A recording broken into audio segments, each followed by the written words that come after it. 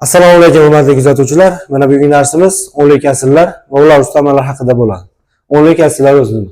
O'tgan darsda sizlar bilan gaplashdik, oddiy kasrlarni ko'rdik. Ya'ni to'g'ri kasrlar, noto'g'ri kasrlar, aralash kasrlar, ana endi o'nlik kasrlar.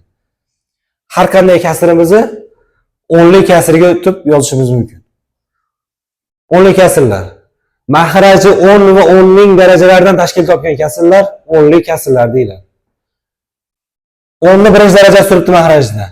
10'ni ikkinchi darajasi, 10'ni uchinchi darajasi, 10'ni to'rtinchi darajasi va hokazo. Shu ko'rinishda bo'ladi. Endi vergulli ko'rinishda yozishimiz mumkin ekan o'nlik kasrlarimiz. 36 taqsim 10. Vergulli ko'rinishda yozmoqchiman. 36 ni yozdim. Suratdagi umumiy sonni yozdik. Suratda nima turgan bo'lsa, agar mahrajda 10 va 10 ning darajalari turgan bo'lsa, mahrajda. Suratda nima turgan bo'lsa, shuni birinchi yozib olamiz ekan. Mahrajga qaraymiz. 10'da birinchi darajasi turgan bo'lsa, orqadan bitta vergul surib qo'ysak bo'ldi ekan. Ya'ni birdan keyin bitta nol turibdi, to'g'rimi? Demak, orqadan bitta vergul surib qo'yishimiz kerak. Ya'ni mana bu sonimiz 3.6 ko'rinishda yozishimiz mumkin ekan. 28 taqsim 100. Suratdagi narsani yozib oldik. 28. Mahrajda 100 turibdi, 10 ning ikkinchi darajasi. Orqadan ikkita vergul surishimiz kerak. Ikkita nol turibdi, orqadan ikkita vergul suramiz. Vergulni berib qo'yganimizdan keyin belgilarni обязательно 0 qo'yib qo'yishimiz kerak. 0.128 degan javob bo'ladi. Mana bu narsani 72 ni yozdim. Qarasam orqasi 3 ta 0 turibdi. O'zi asli vergul mana bu joyda bo'ladi. Orqada ketma-ket nollari bo'ladi. Bu nollarni yozish shart emas.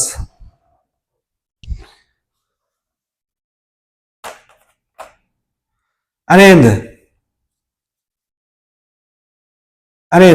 72 dan keyin 72 ni orqasida vergul turibdi. Vergulni bu yoqqa o'tkazdik. Bitta vergul o'tkazsam berga o'tadi. Bitta o'tkazsam berga o'tadi, bitta o'tsam berga o'tadi. Orada bo'sh qolmashi kerak. Demak, berib 0 bo'ladi unda.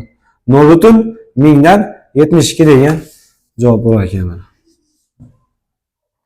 Ana endi doim mahrajida 10, 100 yoki 1000 yoki 10 ning darajalari bo'la olmayotganda, endi mahrajda boshqa sonlar bo'lishi mumkin ekan. Demak, u sonlarimizni ham o'nlik kasrga o'tkazib yozishimiz mumkin ekan, vergulli ko'rinishda.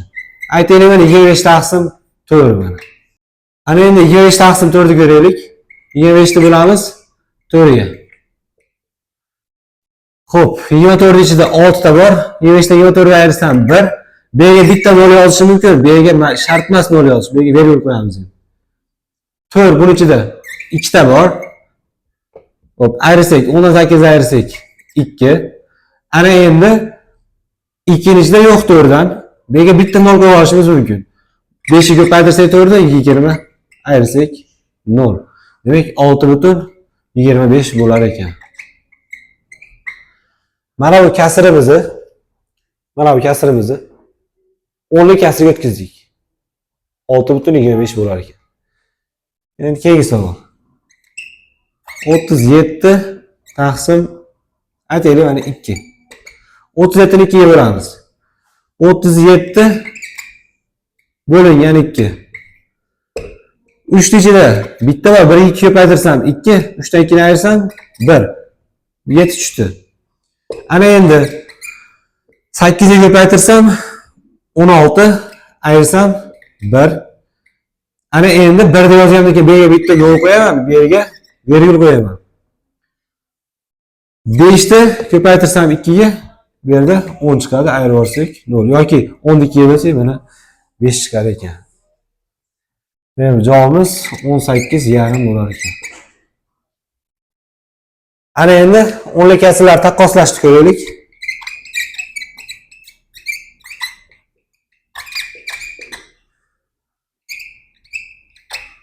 Nol butun 48 bilan 0.46 ni taqqoslaylik.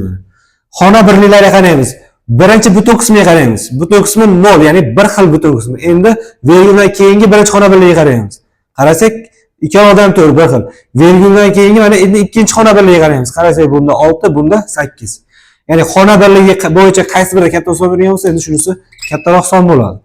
Yoki 2.4 1.2 turgan bo'lsa, buni xona birligiga qarashimiz shart emas. Birinchi endi butun qismiga qaraymiz.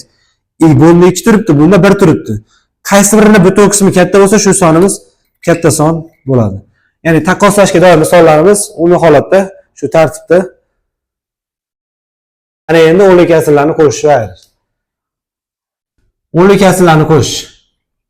4,25 qo'shilgan 2 butun aytaylik mana 72. Ushbu kasrlarimizni ustun shaklda qo'shishimiz mumkin. 4,25 qo'shilgan 2,72. 5 ga 2 ni qo'shsak 7, 2 ga 7 ni qo'shsak 9, virgulni virgul moslab qo'yib olamiz. Birinchi o'ringa virgul moslab qo'yib olamiz. Virgul moslab qo'yib oldik. Mana endi orqadagi xona birliklari bo'yicha qo'shib kelyapmiz. 1 2 ni qo'shsak 6. Virguli joyiga tushadi. 6,97 degan javob bo'lar ekan.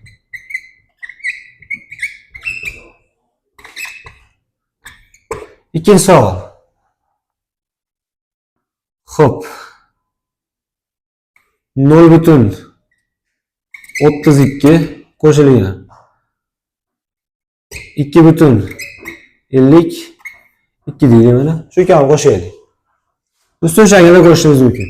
0,32 qo'shilgan 2,52. Virgullarini to'g'rilab yozib oldim. Ya'ni bir-biriga mos qilib, birinchisi virgul tagi, ikkinchisi virgul yozdim mana. Endi ustun shaklda qo'shishimiz mumkin. 2 2 ni qo'shsam 4, 3 ga 5 ni qo'shsam 8, virgul joyiga tushdi. 0 2 ni qo'shsak 2, 2,84 degan natija bo'lar ekan. Xo'p, ana endi o'nli kasrlarni ayiraylik mana. 3,85 ayrilgan 2,75. Bundan buni ayiramiz mana.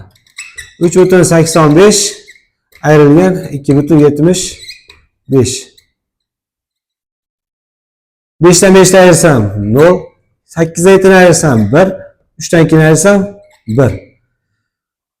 Xo'p, bu javobimiz o'zi aslida anaqa 1,10 yoziladi, lekin orqadagi virguldan keyingi sondan keyin kelgan nolni yozish shart emas.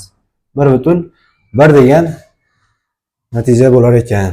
Ana endi 4-savol. Umumiy holatda qo'shish va ayirish shunaqa tartibda bo'ladi. Virgul to'g'rilab yozib, ustun shaklda qo'shsak bo'ldi. Bunda ham shu. Ayrishda ham shu narsa ketadi. Xo'p, endi yana bitta holati bor qo'shishda. 5,08 qo'shilgan 7,. Qanaqa bo'lishi mumkin endi? Buni qo'shishimizda endi xona birligini to'g'ri yozib olamiz. 5,08 qo'shilgan 7,009. Xona birligiga mos xona birligida hech narsa yo'q bo'lsa 0 qo'yib olishinglar mumkin. Hech narsa degani bu 0. 0 ga 9 ni qo'shsak 9, 8 ga qo'shsak 8, 0 ga qo'shsam 0, 5 ga 7 qo'shsam 12. Virgul joyiga tushdi mana. 12,089 yoki 12,1089 degan javob bo'ladi. Ana endi o'nli kasrlarimizni ko'paytirish va bo'lishni ko'raylik. Xo'p, mana endi aytaylik 12 ko'paygan 0,1. 12 ni 0,1 ga ko'paytiryapman. Ustun shaklda ko'paytiramiz. 12 ko'paygan 0,1. 1 2 ko'paytirsam 2, 1 ko'paytirsam 0, qo'shsam 0,0 joyi tushdi, 1 tushdi, 2 tushdi. Orqada bittadan keyin virgul turibdi, bitta sondan keyin tepada joyda turibdi. Bunda bitta sondan keyin virgul turibdi. Demak, bu yerda orqada bitta sondan keyin virgul ko'payamiz ekan. O'zi aslida 0,1 edi, keyin 2 kelyapti buni. 1,2 degan javob bo'ladi. Bu 0 ni yozishimiz shart emas.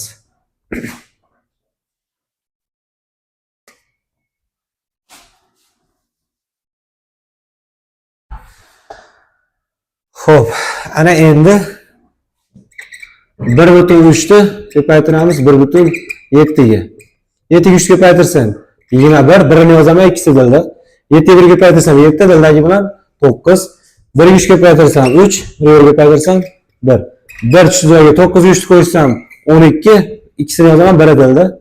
Dildagini bunga mos sheri yo'q. Dildagini bunga qo'shsam 2. Ana endi virgul sanaymiz. Birinchi ko'paytirgan sonni bittadan keyin virgul, Ikkinchi ko'paytirgan sonda ham bittadan keyin virgul. Jami ikkitadan keyin virgul bo'lyapti. Orqada ham endi oxirgi javobda ham ikkitadan keyingi virgul qo'yamiz. 2,21. Umumiy holatda ko'paytirish, o'nlik kasrlarni ko'paytirish shunaqa tartibda bo'ladi. Mana natural son o'nlik kasriga ko'paytirdik. Endi o'nlik kasrni o'nlik kasriga ko'paytirdik. Xo'p, yana bir ikkita misol ko'raylik. 1,3 ko'paygan aytaylik 2,2 mana. 2 3 ko'paytiramiz 6, 2 0 ko'paytirsak 0, 2 1 ko'paytirsak 2. 2 kere 3 6, 2 kere 0 0, 2 kere 1 2. Xo'p, ana endi 6 joyga tushdi. 0 ga 6, 6 2 2. Virgül sanaymiz. Bunda bittadan keyin virgül turibdi. Bunda ikkitadan keyin virgül turibdi. Jami 3 tadan keyin virgül turibdi. Demak, oxirgi chiqqan javobda ham 3 ta sondan keyin virgül qo'yamiz. 2,1000dan 266 degan javob bo'lar ekan.